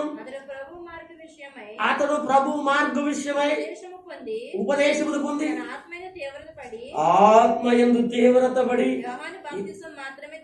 యోహాను బాప్తిసం మాత్రమే తెలుసుకుని యేసుక్రీస్తుని గురించిన సంగతులు చెప్పుచు సమాజ మందిరము ధైర్యము మాట్లాడుతుండెను. దేవుని స్తోత్రాలు. ఇక్కడ అపోలో అనేవాడు కనపడుతున్నాడు. ఏం పేరండి? అపోలో అంటే అపోలో హాస్పిటల్ ఉంది కదా, అపోలో అనేవాడు కనపడుతున్నాడు. ఇతను ఎవరంటే యూదుడు అంటండి. ఇతను అలెగ్జాంద్రి వాడేనా అంటే ఐగుప్తు దేశానికి సంబంధించిన వాడు అనమాట. నీకు అర్థమైందా? అంటే ఇది ఎక్కడుందంటే అలెగ్జాంద్రి ఎక్కడుందంటే ఐగుప్తు దేశంలో ఉందన్నమాట. అందుకే చెప్తున్నాను మీకు అనమాట. ఇతడు ఆత్మయందు తీవ్రత కలిగిన వాడు. అంటే సంఘము ఈ రోజున, ఆదిమ సంఘము ఈ రోజున ఎలాగంటే ఆత్మ తీవ్రత కలిగి ప్రభుని సేవించాలి, ఆత్మ తీవ్రత కలిగి ప్రభుని ఆరాధించాలి. అంటే నేను ఇంతగా ఆత్మని ఎంతగా మీకు చెప్తున్నాను. మీ హృదయంలో ప్రతి పరిస్థితి మార్చబడటానికి ఆత్మదేవుడు సహాయం చేస్తాడు. మీకు అర్థమైందండి? మీ జీవితాల్లో ప్రతి పాపాన్ని, కల్మషాన్ని, అపవిత్రతను, దేవునికి ఇష్టం లేదన్నింటిలో కూడా మార్చడానికి అలాగే పరిశుద్ధాత్ముడికి ఒక్కడికి మాత్రమే శక్తి ఉంది. ఒకసారి అందరూ దేవుని స్తోత్రం చెప్పండి. ఇది ఇక్కడ వెళ్ళిపోదాం. మనం ఏం చెప్పుకున్నాం? 18వ అధ్యాయంలో చెప్పుకున్నామా? ఓకే, మంచిది. ఇంకా కొంచెం ముందు 18వ అధ్యాయం 24, 25 చూసుకున్న తర్వాత 19వ అధ్యాయంలోకి వచ్చేయండి. 19వ అధ్యాయంలో స్పీడ్గా వచ్చేయండి. 6వ వచనం చదివేయండి. 19:6. తరువాత పౌలు వారి మీద చేతులుంచగా పరిశుద్ధాత్మ వారి మీదకి వచ్చును. అప్పుడు వారు భాషలతో మాట్లాడుటకు ప్రయత్నించుటకు మొదలు పెట్టారు. ఎందుకంటే స్పీడ్గా చదివేస్తుంది, గుమ్మ అయిపోవాలి. నువ్వు చదివి నేను చదివేదానికి ఏమవుతుందంటే, అందుకనే ఓ మాట చెప్తుంది. తెలుగులో ప్రసంగం చేసిన తర్వాత ఇంగ్లీష్లో వెనకాల చెప్పాడు అనుకోండి, ఏమంటుందంటే ఆయనేమో ఒక అరగంట చెప్పాడు, నేను ఒక అరగంట చెప్పాను. ఎంత చెప్పైంది? గంట అయిందా? మరీ బొత్తి అరగంటే అయింది.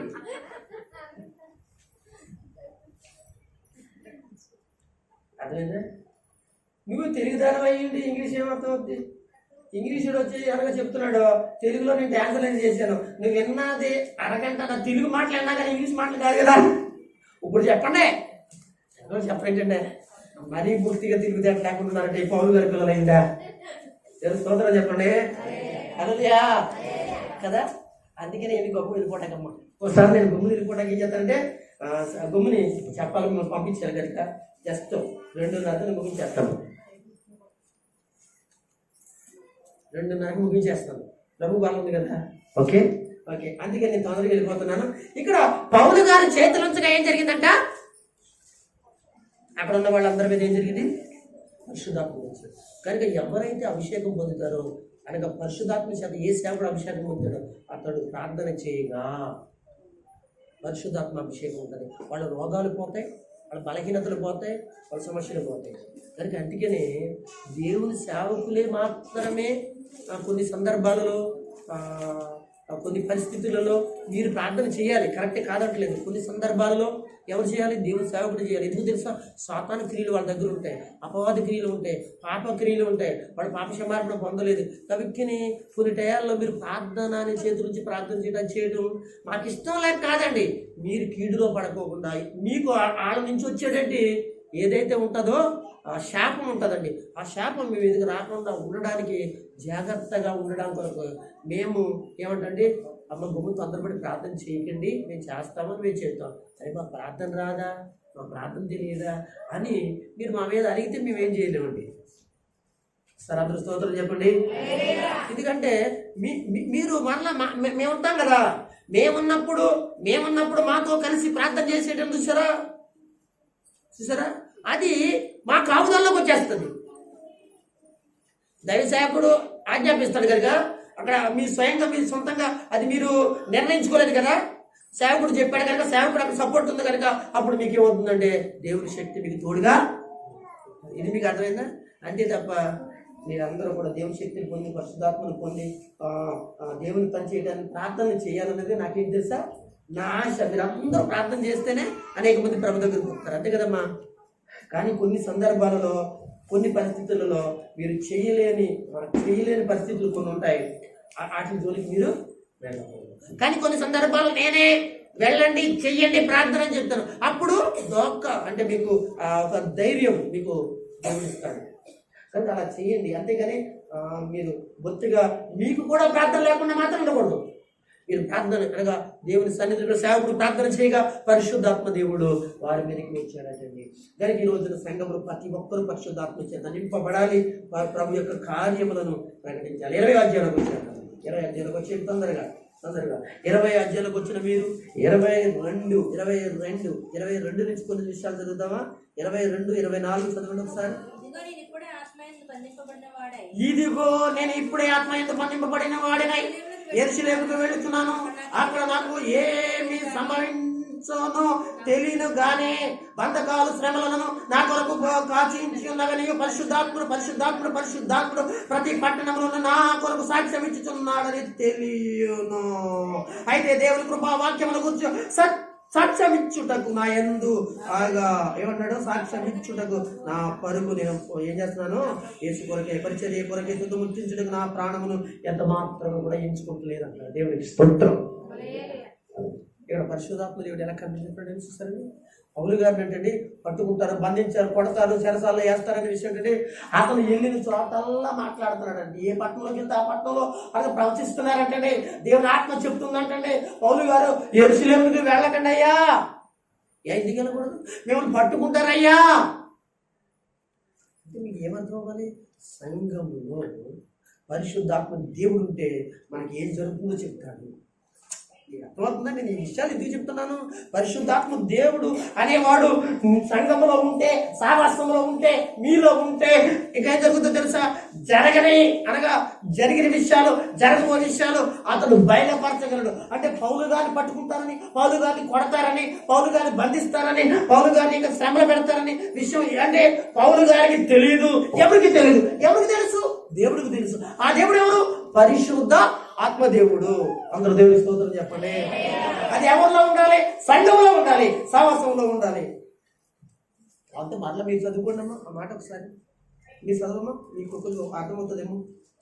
22 ఏది 20 అధ్యాయం 22, 23, 24 వచ్చిన చదువుగలరా?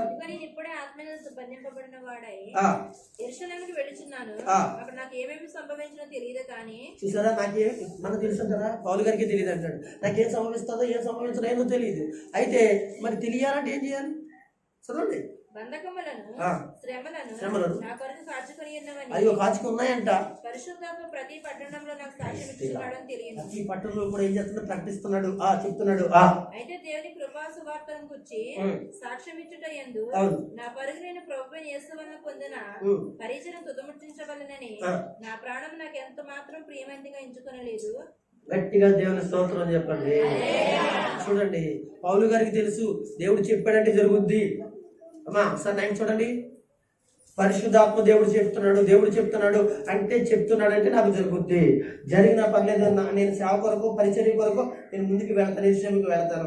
ఏదో జరిగింది ఇంకా నేను ఎంత మాత్రం వెనక్కి వెళ్ళను అంటే దేవుడు చెప్తున్నాడు ఇది నిజం అంటే అబద్ధం, ఇది అబద్ధం అని అంటలేదండి. ఎందుకంటే తెలుసా, పరిశుద్ధాత్మ దేవుడు మాట్లాడుతున్నప్పుడు ఆ దేవుడు మాట్లాడుతున్నప్పుడు అది నిజం కాబట్టి అతను కూడా అలాంటి అనుభవంలో ఉన్నాడు కాబట్టి. కనుక ఒకవేళ నేను బంధింపబడితే దేవుడే చూసుకుంటాడు, లేకపోతే దేవుడు నా పట్ల అలా చేయాలని ఉందేమో, నాకు హాని కలగాలని ఉందేమో, శ్రమ కలగాలని ఉందేమో, దేవుని దృష్టిలో అలాగే జరుగునుగాక అన్నట్లుగా ఉంటున్నాడు. అంటే ఇప్పుడు మీరు నేర్చుకోవాల్సిన విషయం ఏంటంటే పరిశుద్ధాత్మ దేవుడు మనకుంటే మనకు అనేక విషయాలు బయలుపడతాయి. ఏమంటారు? బయలుపడతాయి. అందుకే ఆదిమ క్రైస్తవ సంఘము ఏ విధంగా అది అనుభవాలు ఉన్నాయి, అలాంటి అనుభవాలు నేడు క్రైస్తవ సంఘానికి ఉండాలని మాట చెప్తున్నాను. ఇంకా ముందుకు వెళ్దాం. 20 అధ్యాయం 27 ఎక్కడ ఉంది? 27 ఎక్కడ ఉంది? 27 ఎక్కడ ఉంది? అమ్మా పౌలు గారు అంటున్నాడు, దేవుని సంకల్పం అంతయు మీకు తెలియకుండా నేను ఏమీ దాచుకొనలేదు. దేవుడు తన స్వరక్తం ఇచ్చి సంపాదించిన తన సంఘమును కాచుటకు పరిశుద్ధాత్మ మిమ్మలను దేని యందు దృష్టిలుగా ఉంచెనో ఆ యావత్తు మందను బుచ్చి మీ మట్టుకు జాగ్రత్తగా ఉండండి. దేవుని స్తోత్రం. సంఘానికి ఆశీర్వాదం ఎవరండి? చెప్పండి, సంఘానికి ఆశీర్వాదం ఎవరండి? యేసు ప్రభు తర్వాత పరిశుద్ధాత్ముడు తర్వాత దేవుని సేవకుడు. మీకు అర్థమైందండి? పరిశుద్ధాత్ముడు సంఘం అంటే ఇప్పుడు సంఘంలో వాక్యం చెప్తుంది పరిశుద్ధాత్ముడే. ఆయనే కాస్తున్నాడు, ఆయనే మీకు మేత వేస్తున్నాడు, ఆయనే మీకు ప్రార్థిస్తున్నాడు, ఆయనే సేవకుడు ద్వారా ఏం చేస్తున్నాడు? విషయాలు బోధిస్తున్నాడు. ఎప్పుడైనా ఎక్కడైనా ఏ విధమైన మాటలని మనసులో ఒకవేళ మార్చుకోలేని స్థితిలోని పరిస్థితుల్లో మాటలు ఒకవేళ బాధ కలిగించుంటే అవి పాస్టర్ గారి మాటలు కాదు. ఎవరి మాటలు తెలుసా? దైవజనుడు నోట నుంచి పరిశుద్ధాత్ముడు పెట్టిన మాటలు. ఎందుకంటే ఆ సంఘానికి అధ్యక్షుడు ఎవరండి? ఆ సంఘానికి ఎదురుగా నడిపించిన నాయకుడు ఎవరండి? పరిశుద్ధాత్ముడు. ఈరోజు మనం అందరూ ఎక్కడికి వెళ్ళాలి? ఎవరి యొక్క స్వాధీనంలోకి వెళ్ళాలి?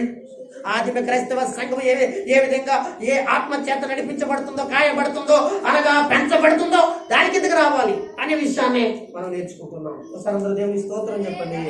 చాలా విషయాల దగ్గర నేను క్లుప్తంగా చెప్పుకుంటూ వెళ్ళిపోతాను. అపొస్తలుల కార్యం 21 అధ్యాయంలోకి వచ్చేయండి. 21 అధ్యాయంలోకి వచ్చేయండి. అక్కడ కూడా ఒక్క మాట 4 వచ్చింది. మేము ఎక్కడ ఉన్నాను?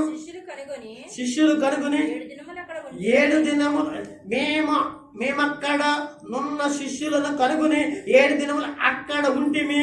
వారు నీవు యెరూషలేములో కాలు పెట్టవద్దు. ఇక్కడ కూడా మరి ఒకసారికి వచ్చారండి.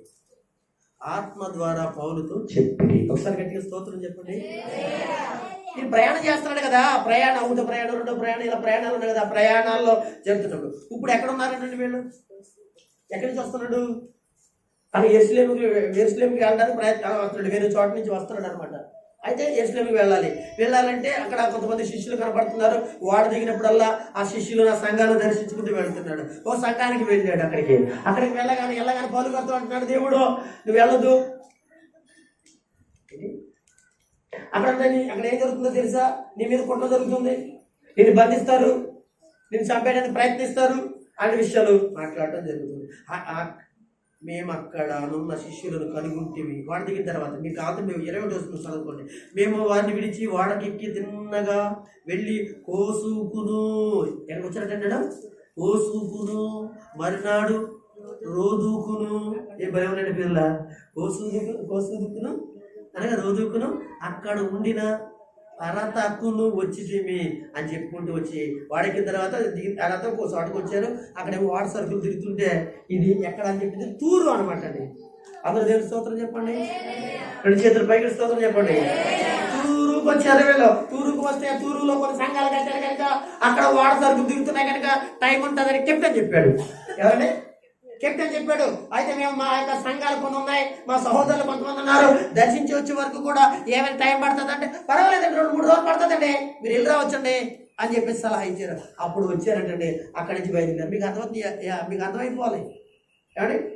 అక్కడికి వచ్చిన తర్వాత మేము అక్కడ ఉన్న శిష్యులను కనుగొంటిమి, 7 దినములు అక్కడ ఉంటిమి అంటే వారు నీ యెరూషలేములో కాలు పెట్టబోతున్న ఆత్మ వారి ద్వారా పౌలుతో చెప్పడం జరిగింది. దేవునికి స్తోత్రం. హల్లెలూయా, హల్లెలూయా, హల్లెలూయా. ఆ దినములు గడిచిన తర్వాత ప్రయాణం అయిపోతుండగా ఏమండి భార్యలతోనూ పిల్లలతోనూ వారందరూ మమ్మల్ని పట్టుకుని పట్టణం ఎరుపులకు వరకు తీసుకుని వచ్చారు. అంటే వాటర్ విధంగా వచ్చారంటే తర్వాత 7 రోజుల తర్వాత వారు మేము సముద్ర తీరం దగ్గరికి వచ్చే మా కాళ్ళముని ప్రార్థన చేసి ఒకరి నద్ద ఒకరు సెలవు పుచ్చుకునేది. అతను మేము వాడకి ఎక్కితిమి, వారు తమ తమ ఇంట్లకు వెళ్ళిపోతుంది. దేవునికి స్తోత్రం. అలాగని ఇప్పుడు మనం వెళ్ళట్లేదు. ఇంకా 2-3 వాక్యాలతో మనం అక్కడ వెళ్తాం. దేవునికి స్తోత్రం. కనుక ఈ కింద మనం చూస్తే ఇంకా కొంచెం మనం చదువుకుందాం. మేము తూరు నుండి చేసిన ప్రయాణం ముగించుకుని ఎక్కడికి వచ్చాం అంటే మీరు చదువుతారా లేదని చూస్తున్నాను. నేను వెళ్ళిపోతున్నాను, మంచి మధ్యలో అంచుకు అవుతున్నాను. చదవండి. 7వ వచనం తల్లి 21:6 వచనాన్ని నేను చదివాను. అంతటా మేము వాడకెక్కితిమి, వారు తమ తమ ఇండ్లకు తిరిగి వెళ్ళిరి అని మాట చదివాను. 7వ వచనం మేము తూరు నుండి చేసిన ప్రయాణం ముగించి తొలోమాయికి కదా, తొలోమాయికే వచ్చి సహోదరుల కుశలు పెరిగి అడిగాము. అక్కడ ఒక దినం మళ్ళీ అక్కడికి వచ్చిన తర్వాత అక్కడ కూడా ఉన్నారంటే మర్నాడు మీ ప్రయాణమై బయలుదేరిపోయారంటే కైసరికి వచ్చి. దేవునికి స్తోత్రం. హల్లెలూయా. ఇంకా చదవద్దండి, కాకపోతే మీరు 11 వచ్చిన దాకా 12 వచ్చిన దాకా చదువుకోండి. అక్కడ ఏముందో తెలుసు అంటే 11 వచనం చదువుదాం. అతడు మా వద్దకు వచ్చి పౌలు నడికట్టు తీసుకుని కట్టుకుని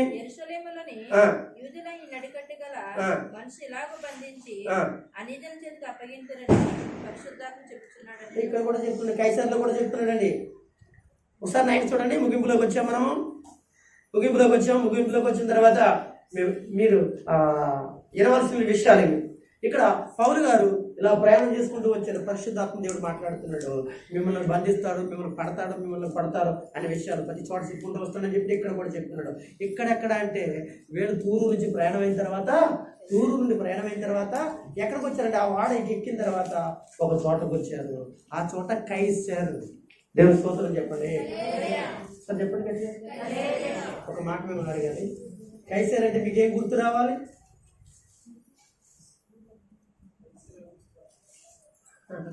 కైసర్ అంటే ఏం గుర్తు రావాలి?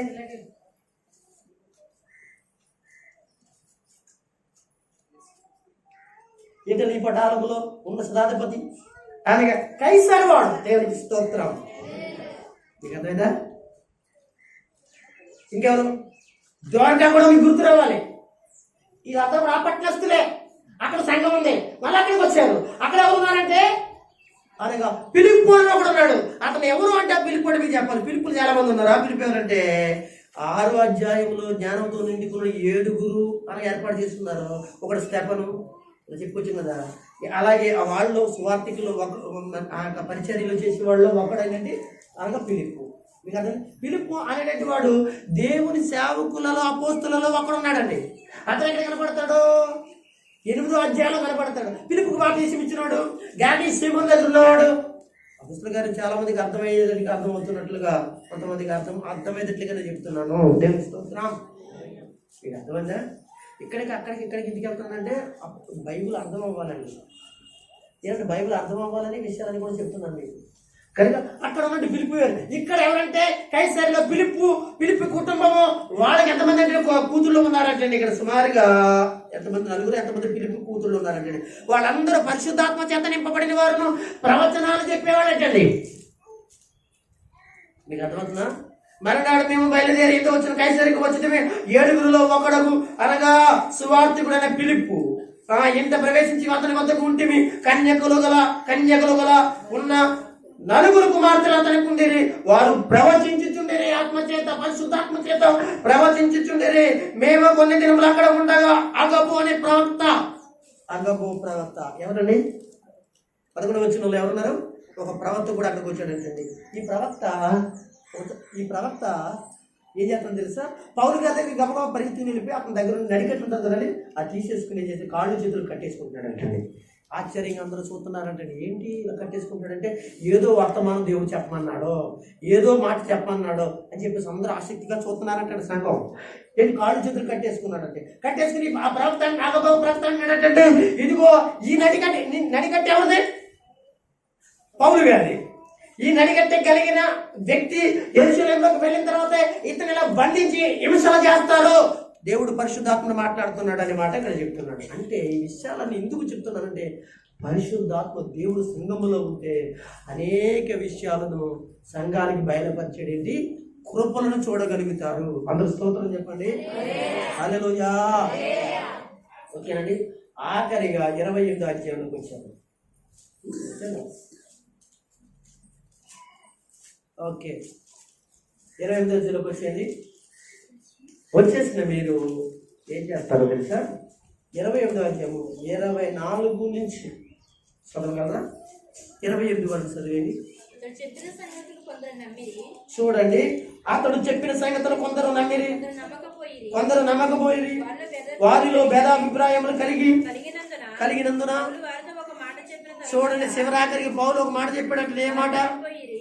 ఏమని చెప్పాడంటే, ఏదనగా మీరు ఇప్పుడు వరకు నేను చెప్పే ప్రసంగాలు విన్నట్టు మరి మీరు వినుట మట్టుకు విందురు గాని గ్రహించరు, చూసిన మరి చూశారు కానీ, ఎన్నో అద్భుతాలు చూశారు కానీ మరి కానరాలేదు కానీ ఈ ప్రజల వద్దకు వెళ్ళి చెప్పుము. ఈ ప్రజలందరూ కూడా కన్నులారా చూస్తారు, చెవులారా విని మనసారా గ్రహించి నా వైపు తిరిగి నా వలన స్వస్థత పొందకున్నట్లుగా వారి హృదయములను కొవ్వుతో ఉన్నది, వారి చెవులతో మందముగా ఉన్నవి, కన్నులు మూసుకుని ఉన్నారు అని పరిశుద్ధాత్ముడు యెషయా ద్వారా దేవునికి మహిమ కలుగునుగాక. కాబట్టి దేవుని వలన ఈ రక్షణ అన్యజనుల వద్దకు పంపబడి ఉన్నదని మీరు తెలుసుకుందరు గాక, వారు దానిని విందురు గాక. అంతే కదా. ఇప్పుడు దాకా చేసిన ప్రసంగం అంతా కూడా ఒకవేళ మీరు ఏళ్ళలాగానే గ్రహించకపోతే, ఏళ్ళలాగా వినకపోతే, ఏళ్ళలాగా నాకెందుకు చేతులు ఎత్తేసినలాగా చేస్తే నేను అలాగే ఇంకో చోటకి వెళ్తాను, ఇంకో చోట దేవుని వాక్యం ప్రకటిస్తుంది, పరిశుద్ధాత్మను ఆడ మారుతారు, అభిషేకిస్తారు, వాళ్ళేమో దేవుని కొరకు సిద్ధపడతారు, పరలోకానికి వెళ్తారు, వాళ్ళు వింటారు. అనగా నేను చెప్తాను, వాళ్ళు వింటారు, వాళ్ళు దైవ కార్యాలు పొందుతారని ఆఖరికి ముగింపులో పౌలు గారు అపోస్తలుల గారు ముగిస్తున్నట్టుగా మనం చూస్తున్నాం. ప్రియమైన వారా, నేను ముగింపులో ఒక మాట చెప్తూ ఉన్నాను. ఏంటో తెలుసంటే, పరిశుద్ధాత్మ పరిచర్య ఆదిమ క్రైస్తవ సంఘము యొక్క అనుభవాలు ఈనాడు క్రైస్తవ సంఘమైన మన సంఘాలలో కూడా ఈ పరిశుద్ధాత్మ పరిచర్య కావాలి. అందరూ ఆమేన్ చెప్పండి. రెండు చేతులు పైకెట్టి స్తోత్రం చెప్పండి. ఆమేన్ చెప్పండి అందరూ. దేవుడి మాటలో దీవించు కాక. మోకరించండి అందరూ, అందరూ మోకరించండి, అందరూ మోకరిద్దాం.